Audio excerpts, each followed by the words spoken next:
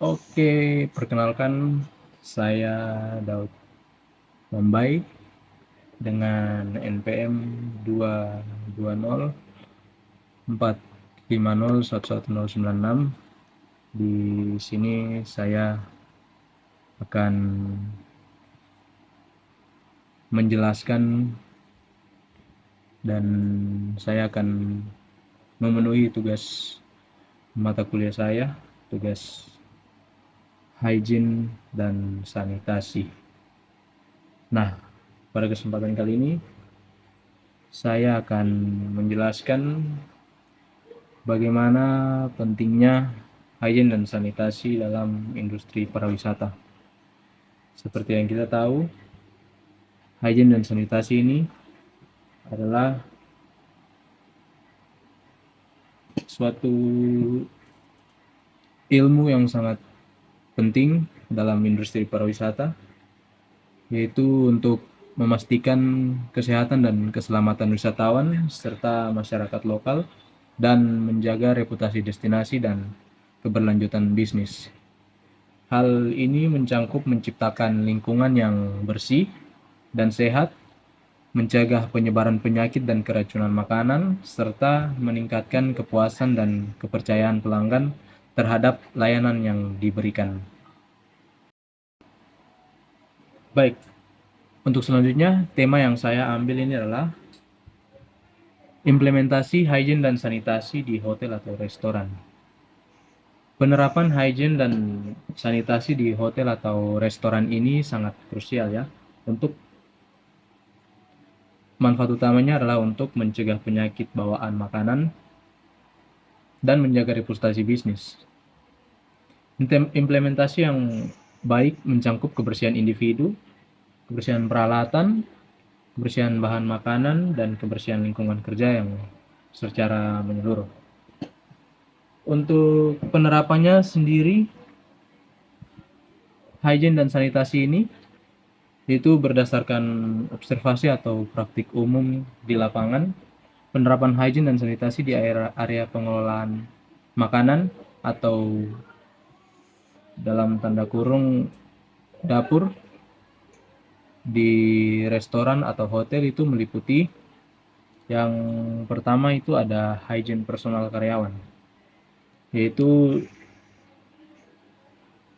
hygiene untuk pakaian kerja.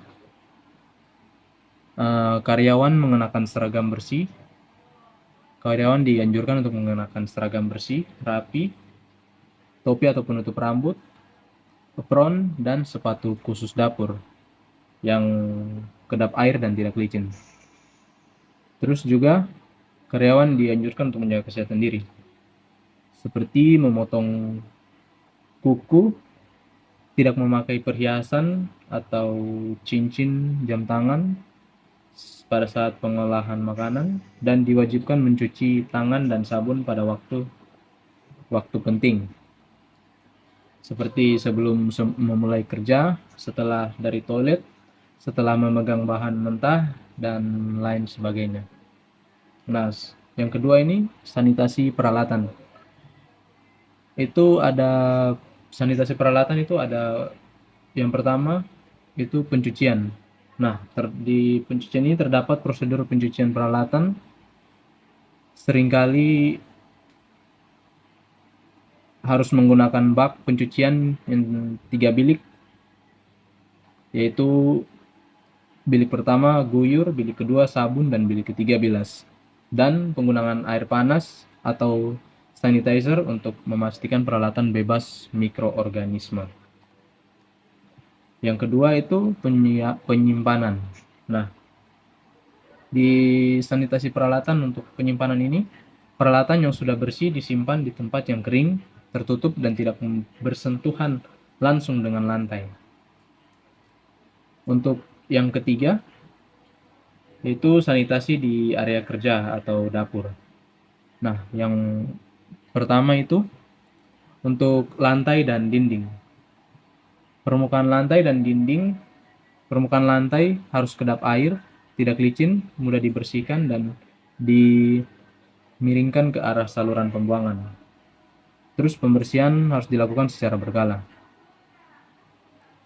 Dan yang kedua, pembuangan limbah. Harus tersedia tempat sampah tertutup dan terpisah untuk limbah organik, anorganik, dan berbahaya. Terus saluran air limbah dari dapur dilengkapi perangkap lemak atau grease trap. Yang keempat, untuk penerapan hygiene dan sanitasi yang keempat, yaitu kontrol bahan makanan. Nah, ini ada berupa penyimpanan. Bahan mentah dan bahan matang disimpan terpisah. Harus disimpan terpisah. Misalnya di kulkas yang berbeda atau di rak yang terpisah untuk mencegah kontaminasi silang. Terus yang kedua, suhu. Suhu penyimpanan untuk bahan makanan ini yaitu suhu yang harus memiliki suhu yang dingin, bisa disimpan di kulkas atau freezer, dan suhu penyajian makanan yang panas yang harus dikontrol secara teratur. Baik, selanjutnya yaitu kaitan dengan standar WHO atau World Health Organization 5 key to safer food dan HACCP. Yang pertama, WHO 5 keys to safer food.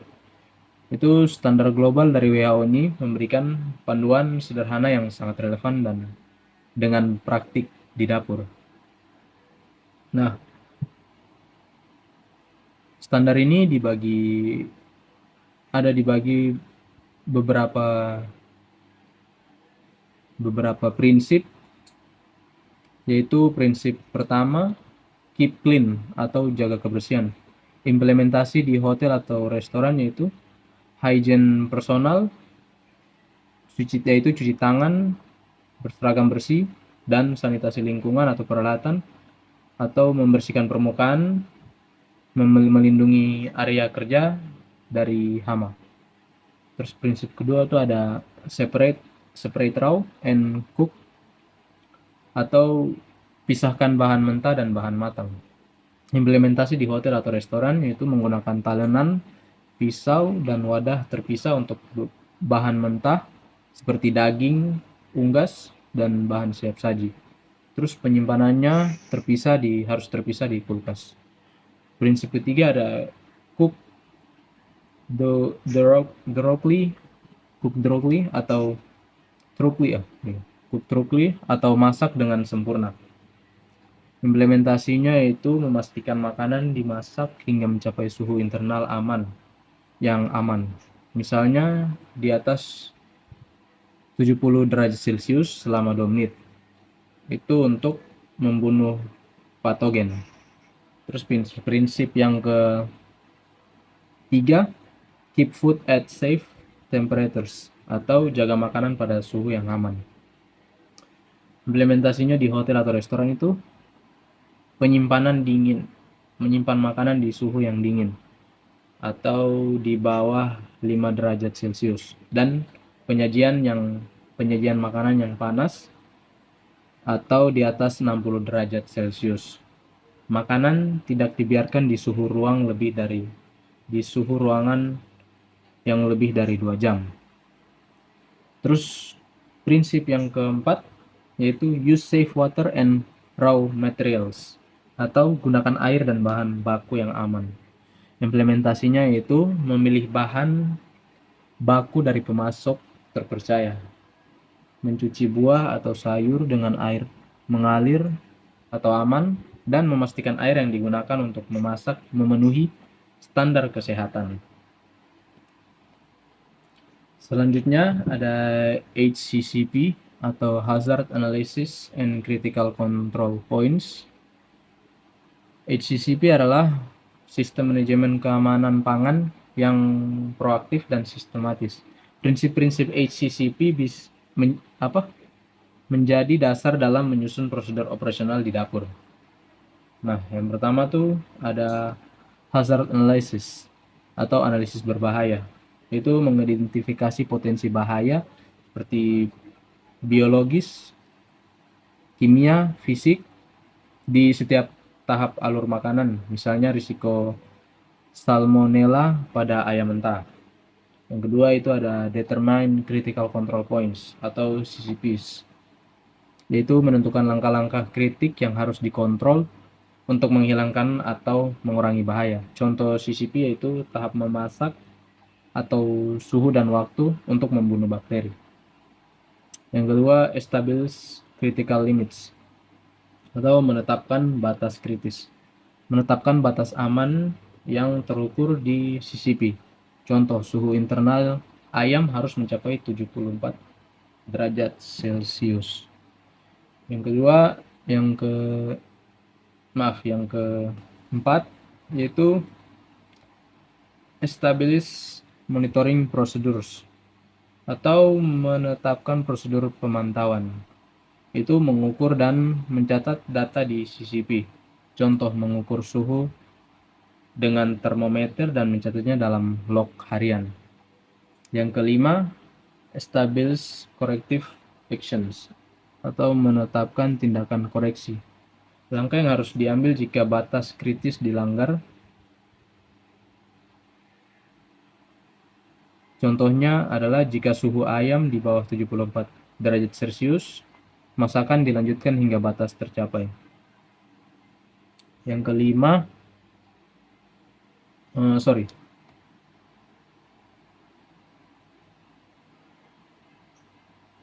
Yang keenam, Establish Verification Procedure.